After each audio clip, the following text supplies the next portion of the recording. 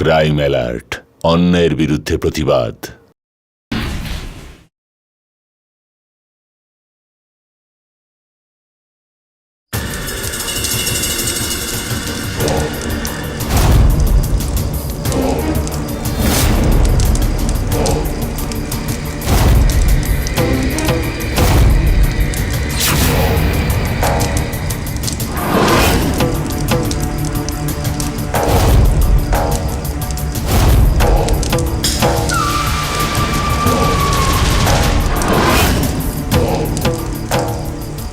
আহুতির সময় এসে গেছে। প্রথমবার মানবদেহের কোনো অঙ্গের আহুতি দেওয়া হবে এই যজ্ঞে।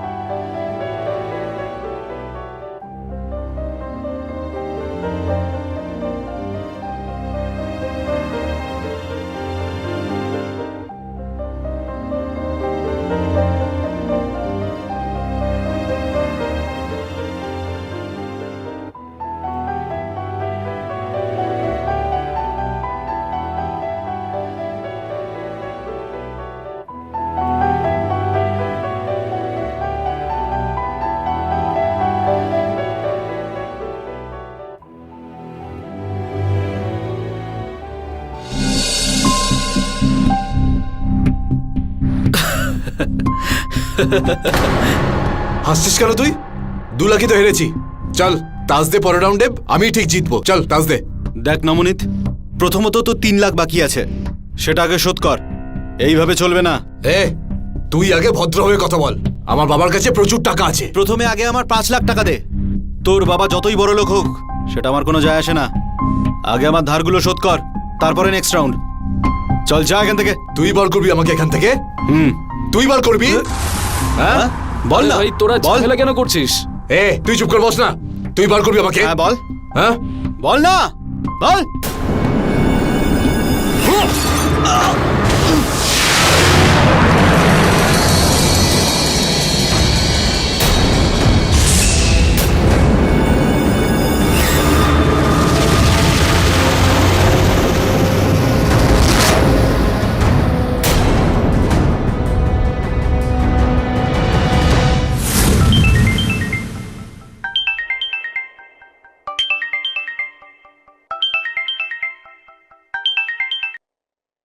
হ্যালো, কি? আমি আসছি।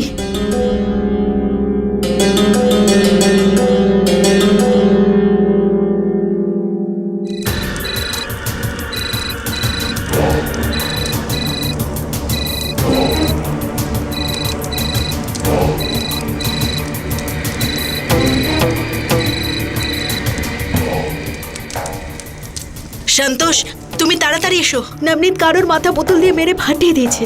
আমার একা যেতে ভয় করছে। আমি আসছি। আচ্ছা ঠিক আছে।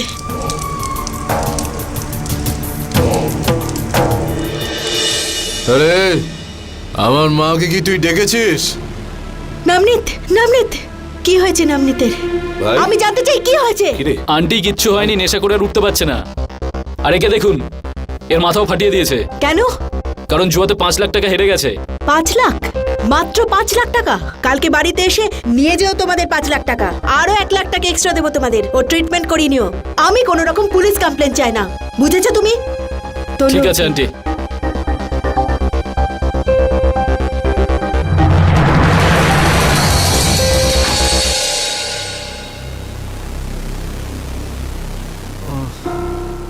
সাবধানে সাবধানে।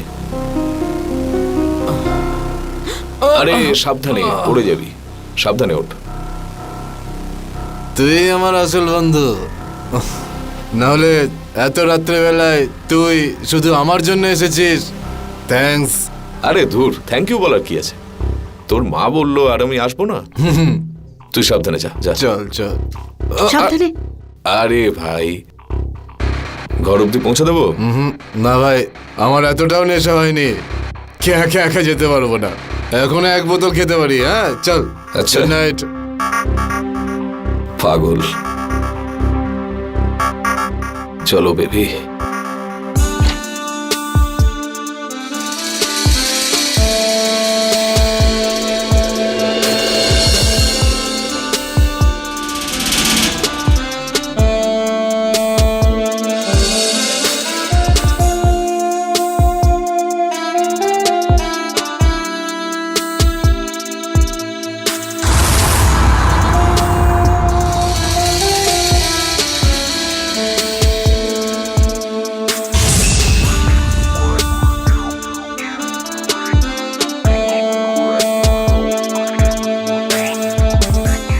তোমার বিজনেস সেট হয়ে গেছে?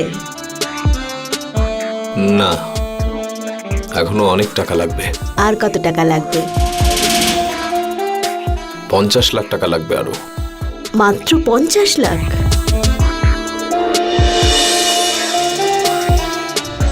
পেয়ে যাবে তুমি টাকা। এক টাকাই তো আছে, যা এখানে ভরপুর। যখন খুশি নিয়ে যেও। তুমি শুধু আমার খেয়াল রেখো, আর আমি তোমার।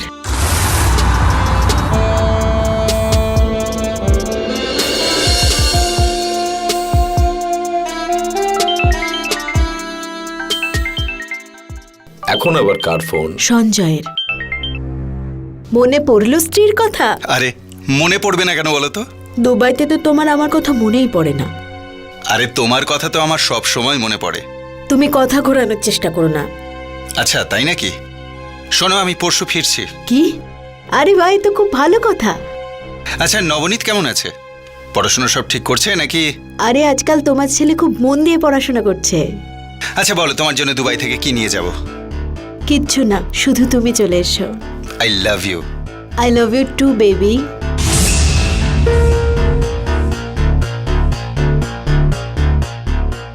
কি বলছিল? পরশু ফিরছে। পরশু আসছে? আরে বেবি, তাহলে আমাদের হাতে সময় খুব কম।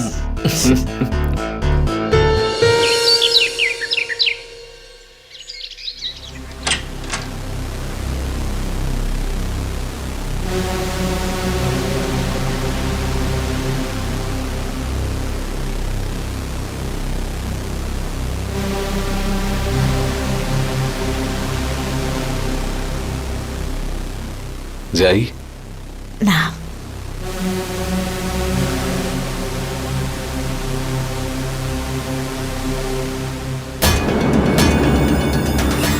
মা,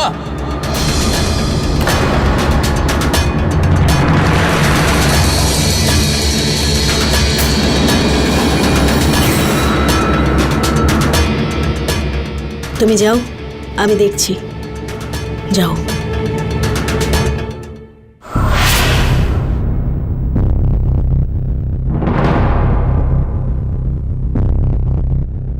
এসব এসব কি হচ্ছিল? বাবা থাকতে তুমি তুমি অন্য অন্য একটা ছেলের সাথে, মানে এতটা নিচে নেমে গেছো? তুই ঠিক করে কথা বল। রাগের মাথায় একদম উল্টোপাল্টা কথা বলবি না তুই। আমার তো তোমাকে মা বলতেও ঘৃণা করছে। আমি আমি এক্ষুনি বাবাকে। পাগলামি করিস না। এই যে তুই চারিদিকে ফুর্তি করে বেড়াচ্ছিস, সেটা আমি আছি বলে সম্ভব হচ্ছে। তোর বাবা এখনো জানে না তুই কি কি করে বেড়াস। যে টাকাটা পাচ্ছিস সেটাও একেবারে বন্ধ হয়ে যাবে। তুমি আমাকে আমাকে ব্ল্যাকমেল করছো? হ্যাঁ করছি তো। যা গিয়ে দেখ কে এসেছে। আর বাইরের লোকের সামনে একদম উল্টোপাল্টা কথা বলবি না। যা এবার।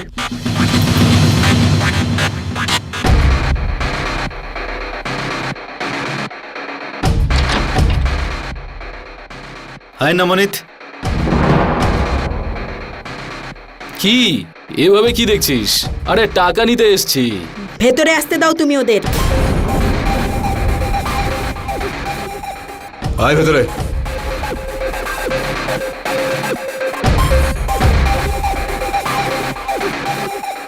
দেখ ভাই নমনীত, আর ঝামেলা করিস না। আরে আমরা বন্ধু তো, একসাথে খেলি, একসাথে খাই, কিন্তু আমার পুরো টাকাটা লাগবে। আরে তোর সাথে তো কোনো শত্রুতা নেই। এই নাও তোমাদের 6 লাখ টাকা। 5 লাখ যে নবনীত ধার নিয়েছিল তার জন্য, আর 1 লাখ টাকা এক্সট্রা দিচ্ছি। এটাতে তোমার ট্রিটমেন্ট করিও, আর বাকি টাকায় পার্টি করো তোমরা। আর একটা কথা, আমার ছেলে নবনীতকে যদি আর বিরক্ত করো তাহলে আমার থেকে খারাপ কেউ হবে না। তোমরা যাও এবার এখান থেকে। Thank you aunty. Thank you আর ওয়েলকাম বলার মতো টাইম আমার কাছে নেই, যাও। আর তুমি 1 সপ্তাহের মধ্যে 20 লাখ টাকা উড়িয়েছো। কোনো ধারণা আছে তোমার?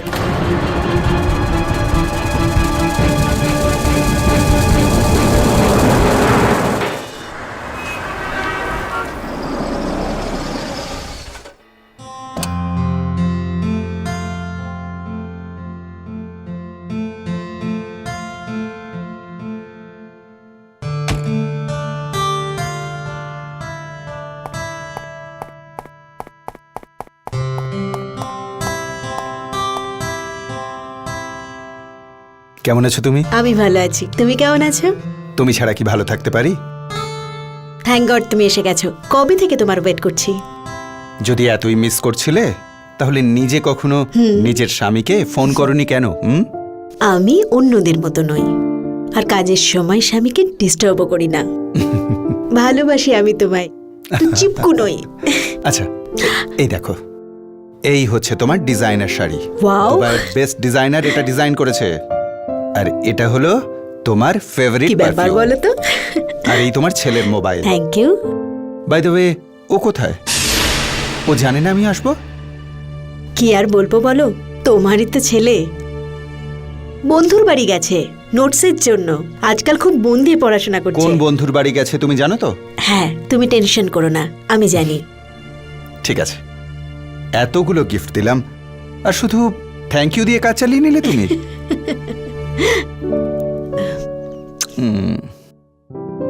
আসলে নবনীত যে এখন বাড়িতে নেই, এটা খুব ভালো খবর। তাহলে আমরা এখন একটু রোম্যান্স করে নিই। না, এখন নয়, আগে স্নান করে এসো। আরে প্লিজ, স্নানের আগেও তো একটু রোম্যান্স করা যায় নাকি? না, তুমি আগে যাও, স্নান করে এসো আগে। এই শোনো, তুমিও চলো না স্নানে। তুমি শুধরাবে না, আরে আমি বললাম না, যাও।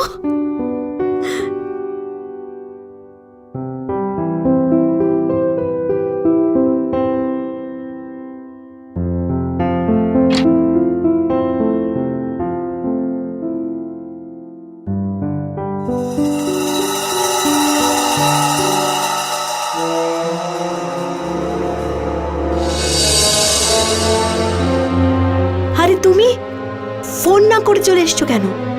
আরে এত অবাক হচ্ছ কেন সোনা? আমি কি কখনো কল করে এসেছি?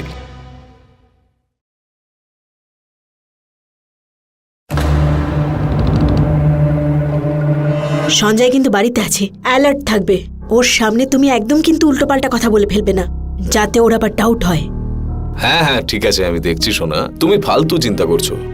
কোথায় তোমার বর? স্নান করতে গেছে। স্নান করতে গেছে? আরে কি তাহলে সোনা, করছো তুমি? একটা কিস দাও না প্লিজ। হ্যাঁ,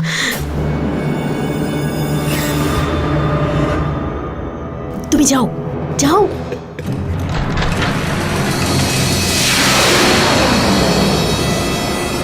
চন্দ্র এখন সঠিক স্থানে আছে,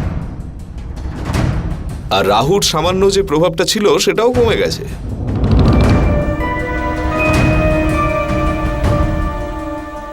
এখানে আসার আগে আপনার কুষ্টি ভালো করে পড়ে এসেছি আমি।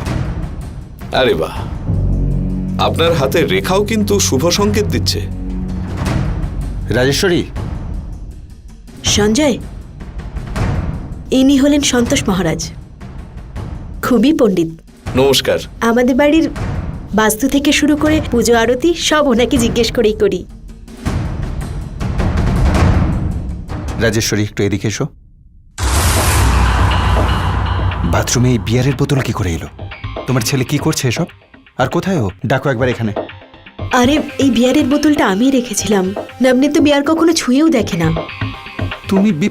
তুমি এসব আবার কবে থেকে? আরে না, তুমিও না। এই বিয়ার আমি চুল ধোয়ার জন্য রেখেছিলাম। এই দেখো চুল কত সুন্দর হয়ে গেছে, সিল্কি সিল্কি। হাত দিয়ে দেখো না একবার, কত সিল্কি হয়ে গেছে আমার চুল। রাজেশ্বরী, আমি ঠিক বুঝতে পারছি না তুমি কি বলছো। নবনীত তো একদম ভালো ছেলে হয়ে গেছে, সারাদিন পড়াশোনা নিয়েই থাকে। আচ্ছা হ্যাঁ, শোনো, এই যে পণ্ডিত মশাই বড্ড কম বয়সী মনে হচ্ছে না? তুমিও না, তুমি ওনার ট্যালেন্ট নিয়ে কথা বলতে চাও না। উনি কিন্তু খুবই ট্যালেন্টেড। আর যেদিন থেকে উনি আমার জীবনে এসেছেন সেদিন থেকে সবকিছু ভালোই হচ্ছে। আর তুমিও তোমার বিজনেসের সমস্ত ডিসিশন ওনাকে জিজ্ঞেস করেই করো, তাতে তোমারও অনেক লাভ হবে। হ্যাঁ, আমি স্নান করে আসছি। ঠিক আছে।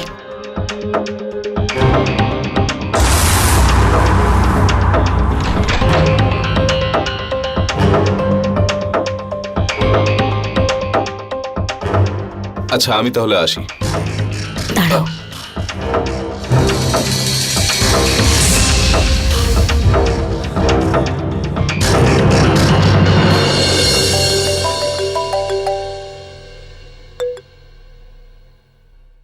হ্যালো।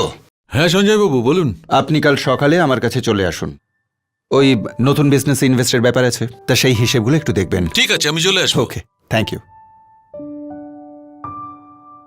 ডার্লিং, আমায় আজকে একটা নতুন প্লট দেখতে যেতে হবে, তো আধ ঘন্টার মধ্যে বেরোবো, ঠিক আছে? আজ তুমি কোথাও যাবে না। আমি তোমার ফেভারিট খাবার বানিয়েছি, কাল চলে যেও। ঠিক আছে, যাবো না, তেমন কোনো আর্জেন্সি আমার নেই। এই না হলে কথা। একটা কথা বলো তো, আমাদের ছেলেকে এখন অব্দি দেখলাম না, সারাদিন থাকে কোথায়? তুমিও না, কত এনকোয়ারি করো। তোমার ছেলে এখন বড় হয়েছে, একটু স্পেস তো দাও ওকে। আসলে দেখা করে নেবে ওর সাথে। আরে সুইটহার্ট, এতে এত রাগ করার কি আছে তোমার? আমাদের ছেলে কোথায় যাচ্ছে, কার সঙ্গে দেখা করছে, একটু খোঁজ রাখতে হবে তো আমাদের। যা দিনকাল পড়েছে, ছেলে মেয়েদের খারাপ হতে বেশি সময় লাগে না, বুঝলে? এবার বলো, আজ কি খাবার করেছো? চলো। চলো।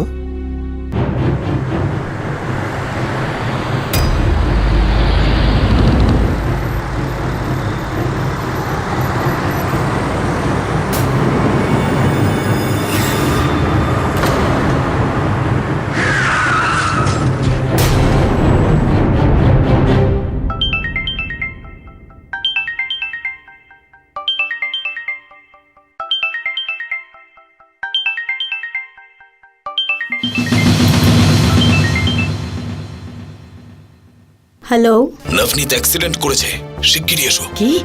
আমরা এখনই আসছি। শুনছো? ওঠো তাড়াতাড়ি। কি হয়েছে? নবনীতের অ্যাক্সিডেন্ট হয়েছে। কি? হ্যাঁ।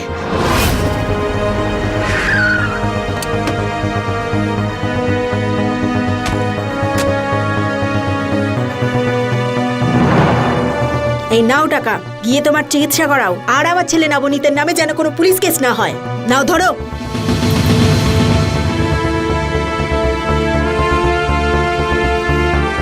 নবনীত, তুই মদ খেয়েছিস?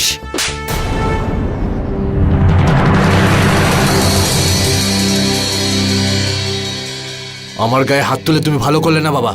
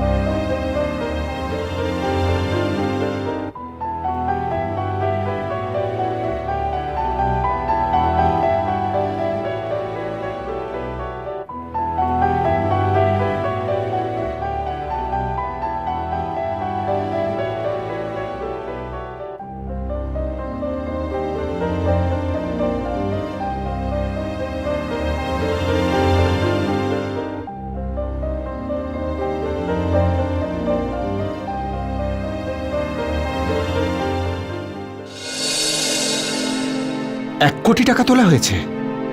কে তুলেছে এই টাকাটা? স্যার, এই কোম্পানির অ্যাকাউন্ট থেকে টাকাটা এই অ্যাকাউন্টে ট্রান্সফার করা হয়েছে। নাম হচ্ছে সন্তোষ মিশ্র। সঞ্জয়, ইনি সন্তোষ মহারাজ। খুবই পণ্ডিত উনি। নমস্কার। 60 লাখ টাকা ট্রান্সফার করা হয়েছে এই অ্যাকাউন্টে, আর গত 15 দিনে ম্যাডাম 40 লাখ টাকা তুলেছেন। ঠিক আছে, আপনি এক্ষুনি ম্যাডামকে এই ব্যাপারে কিছু বলবেন না। ঠিক আছে। বাকি টাকা কোথায় ইনভেস্ট করতে হবে সেটা আপনাকে আমি পরে জানাচ্ছি। আচ্ছা, আপনি এখন আসুন। Okay sir.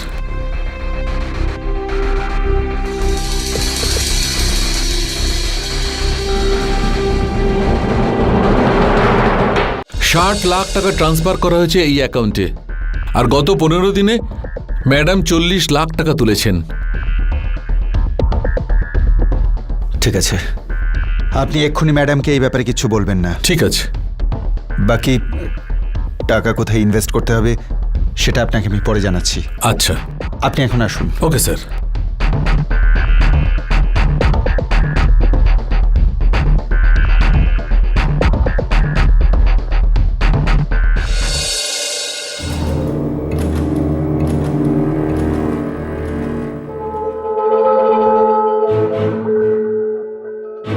এই হঠাৎ করে তুমি কোথায় যাচ্ছ? আমার দুবাইতে বিজনেসের একটা জরুরি কাজ পড়ে গেছে, যাওয়াটা জরুরি। মাত্র 2 দিন হলো তুমি এসেছো, আমি যেতে দেব না তোমায়। আমি জানি রাজেশ্বরী, কিন্তু কাজটা এতটাই জরুরি যে আমাকে যেতেই হচ্ছে। এমন কি কাজ পড়লো তোমার? আমি তোমাকে ওখান থেকে ফোন করে সব জানাবো। এখন আমার ফ্লাইট রয়েছে, আমি এক্ষুনি বেরোতে হবে।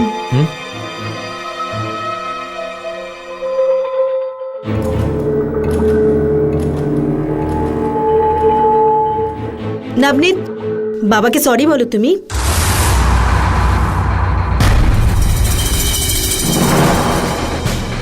বাবা চলে যাচ্ছেন, জানি না আবার কবে আসবেন। দাঁড়াও নবনীত।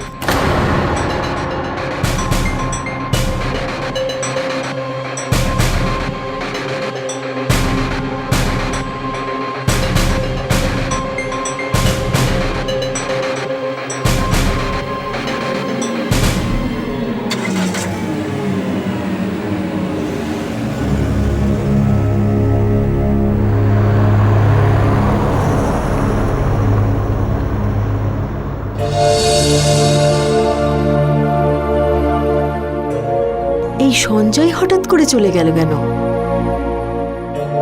ও আবার আমায় সন্দেহ করেনি তো? আমার তো মনে হচ্ছে এর মধ্যে নিশ্চয়ই কিছু গন্ডগোল আছে।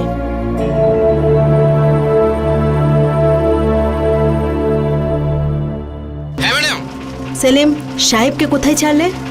স্যারকে তো এয়ারপোর্টে ড্রপ করে এলাম, আজ ওনার ফ্লাইট ছিল তো। আচ্ছা ঠিক আছে।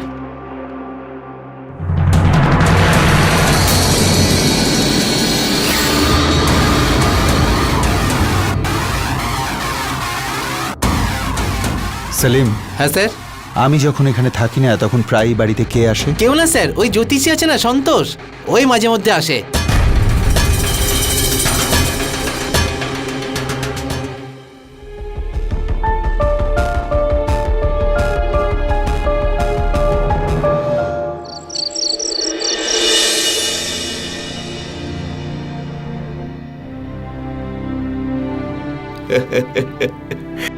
আরে কোথায় তুমি? এই চোখটা বেঁধে দিয়ে কোথায় পালিয়ে গেলে? তবে একটা কথা বলতেই হবে, আমি না সত্যি খুব খুশি যে তোমার বর চলে গেছে। নয়তো আমি ভাবছিলাম যে জানি না আমরা কি করে দেখা করব। কিন্তু এখন প্লিজ আমাকে আর ওয়েট করিও না। তুমি কোথায়? কোথায় গো? তুমি আমার গন্ধ চেনো নিশ্চয়ই। হ্যাঁ বেবি, চিনবো না কেন? তাহলে ধরো আমায়, তারপর নিজের মনের ইচ্ছা পূর্ণ করো। আরে কেন এত জ্বালাচ্ছ তুমি?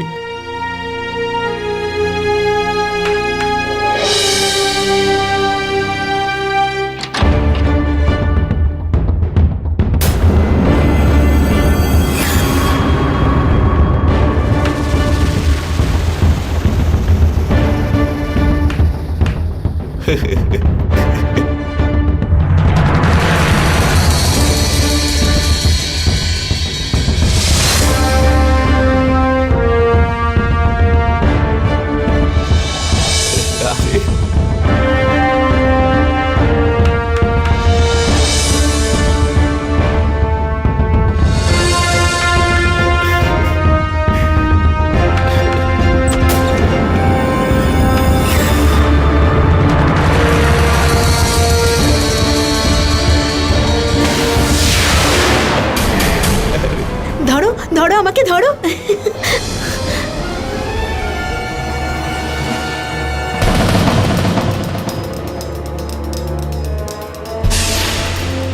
কোথায় তুমি? আর অপেক্ষা করতে পারছি না।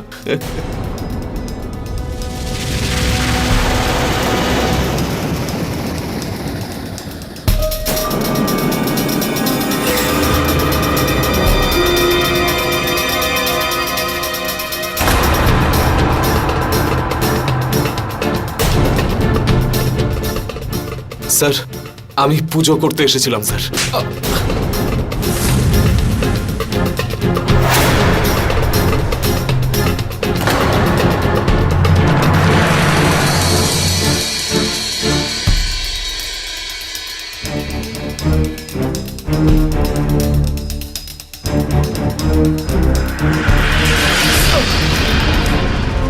এখানে এসে তুমি কি যে পুজো করো সেটা নিজের চোখে দেখলাম আমি। এখন এখান থেকে বেরিয়ে যাও, আর দ্বিতীয়বার তোমায় যদি এখানে দেখি সোজা জেলে পাঠিয়ে দেবো।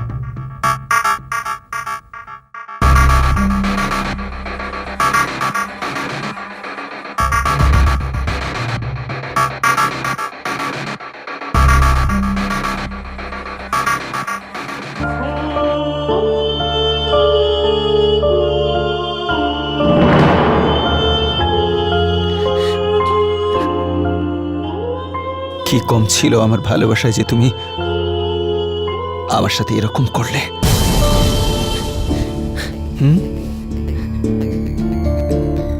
কি কম ছিল আমার ভালোবাসার মধ্যে? আমার এত কষ্টের টাকা পয়সাগুলোকে তুমি ওই লোকটার পিছনে ঢেলেছো, আর আমাদের ছেলেকে একটা লম্পট তৈরি করেছো, ওর জীবনটা নষ্ট করেছো।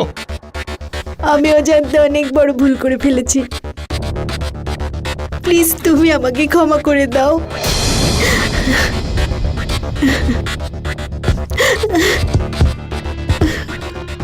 আমার বদলে অন্য কেউ হলে তুমি আর এখন বেঁচে থাকতে না, বুঝলে? কিন্তু আমি সেটা করতে পারবো না, কারণ আমি সেরকম মানুষ নই। তুমি আমার টাকা পয়সা উড়িয়ে আমাকেই ঠকিয়েছো না, তাই আমি তোমাকে আর ওই নবনীতকে আমার রোজগার থেকে একটা কানা করিও দেব না, বুঝলে? আমার সব সম্পত্তি থেকে তোমায় বঞ্চিত করব না। তোমাকে আমার বিবাহিতা স্ত্রী ভাবতে ঘেন্না করে, আমার ঘেন্না করে।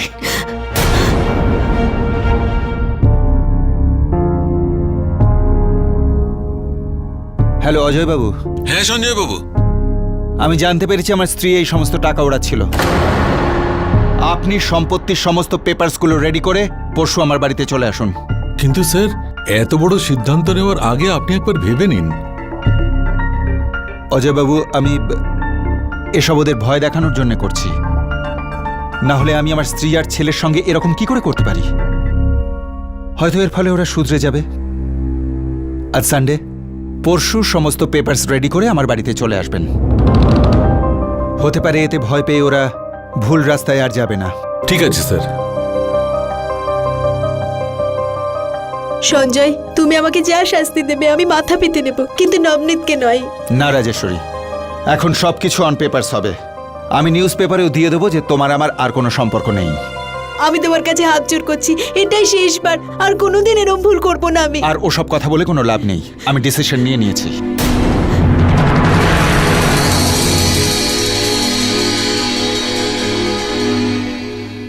বাবা যদি আমাদের বিষয় সম্পত্তি থেকে কিছুই না দেয়, তাহলে তো আমরা পথে বসে যাব। এখন সময় এসে গেছে, আমাদের কিছু একটা করতেই হবে। আমার মাথায় একটা প্ল্যান আছে।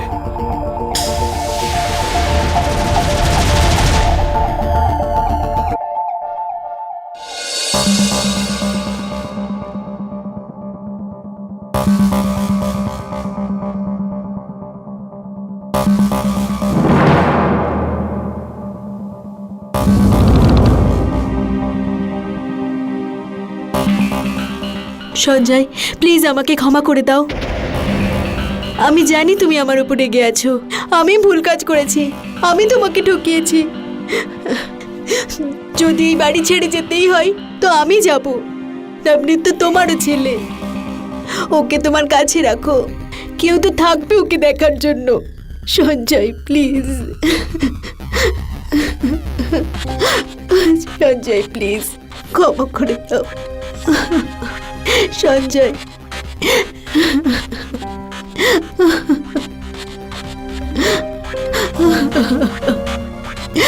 রাজেশ্বরী, হয়তো ভুলটা আমারই ছিল। আমি টাকা রোজগার করতে গিয়ে, বিজনেস বাড়াতে গিয়ে এতটাই ব্যস্ত হয়ে পড়েছিলাম যে তোমার আর নবনীতের খেয়াল রাখতে পারিনি, একজন ভালো স্বামী হয়ে উঠতে পারিনি, ভালো বাবা হয়ে উঠতে পারিনি। কিন্তু রাজেশ্বরী, আমি তোমাদের দুজনকে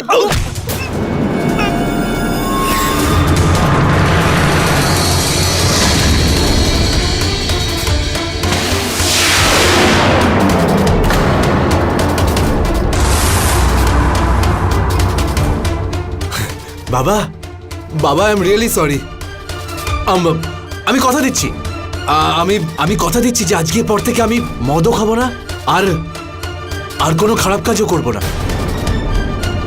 কিন্তু কিন্তু আমাদের ক্ষমা করে দাও বাবা। বাবা প্লিজ আমাদের ক্ষমা করে দাও। কি বলেছিলি তুই? জেলে পাঠাবি আমাকে? হ্যাঁ, পাঠিয়ে দিলাম তো তোকে।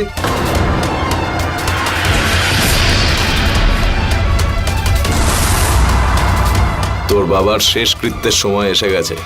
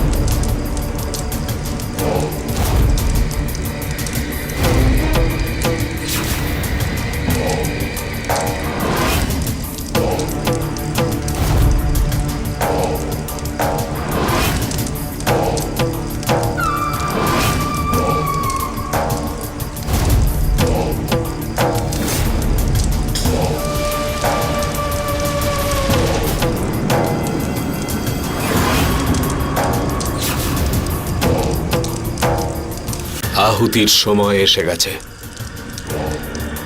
এই প্রথমবার মানব দেহাংশের আহুতি দেওয়া হবে এই যজ্ঞে। শরীরের প্রত্যেকটা টুকরো এই অগ্নিকুণ্ডে ফেলে দাও। না কোনো প্রমাণ থাকবে, না কোনো সাক্ষী, শুধু ছাই আর ছাই।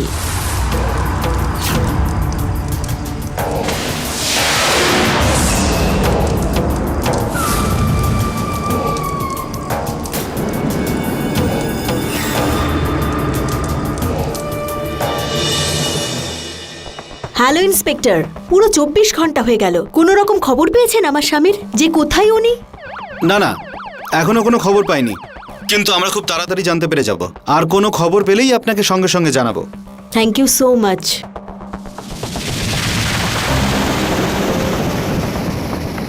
দেখলি নবনীত, এখন আর এই সম্পত্তি থেকে আমাদের কেউ বেদখল করতে পারবে না, আর কেউ কিছু জানতেও পারবে না। এখন এই বাড়ি, গাড়ি, ব্যাংক ব্যালেন্স সব কিছু আমাদের। এখন তুই আনন্দ কর। অজয় বাবু, হ্যাঁ আপনার বসের ব্যাপারে কিছু কথা ছিল। বলুন। উনি নিখোঁজ। আর এখনো অবধি ওনাকে পাওয়া যায়নি। আমার মনে হচ্ছে উনি বিপদে আছেন। স্যার, ওনার স্ত্রী ওনার স্ত্রীর সন্তোষ নামে একটা লোকের সঙ্গে অ্যাফেয়ার ছিল। 60 লাখ টাকা দিয়েছেও সন্তোষকে, আর এই কথাটা স্যার জানতে পেরেছিলেন। উনি ওনার স্ত্রী আর ছেলেকে সম্পত্তি থেকে বঞ্চিত করার সিদ্ধান্ত নিয়েছিলেন। উনি নিজে আমায় এই কথা বলেছিলেন।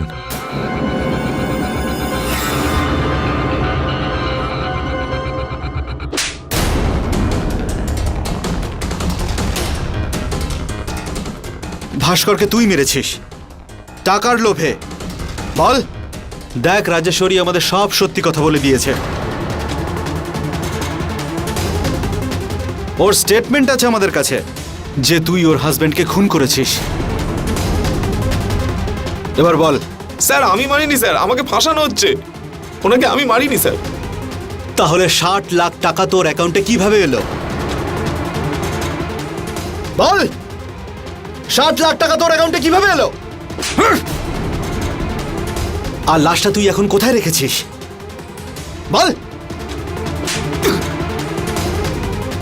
তোকে তো কিছু জিজ্ঞেস করছি, লাশটা কোথায়?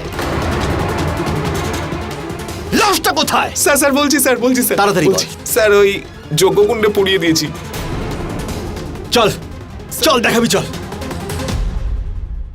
বল। স্যার এখানে পুড়িয়েছিলাম।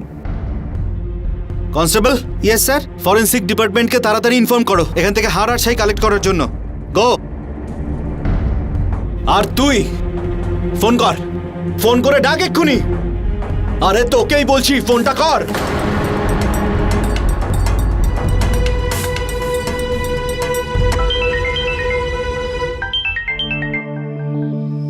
হ্যাঁ সন্তোষ,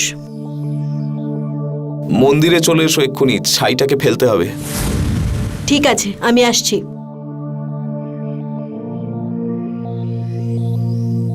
চলো সন্তোষ, আমরা এই ছাইগুলোকে তাড়াতাড়ি সরিয়ে ফেলি। ম্যাডাম, আমাকে সন্তোষ সবকিছু বলে দিয়েছে। You are all under arrest. চলো, নিয়ে চলো।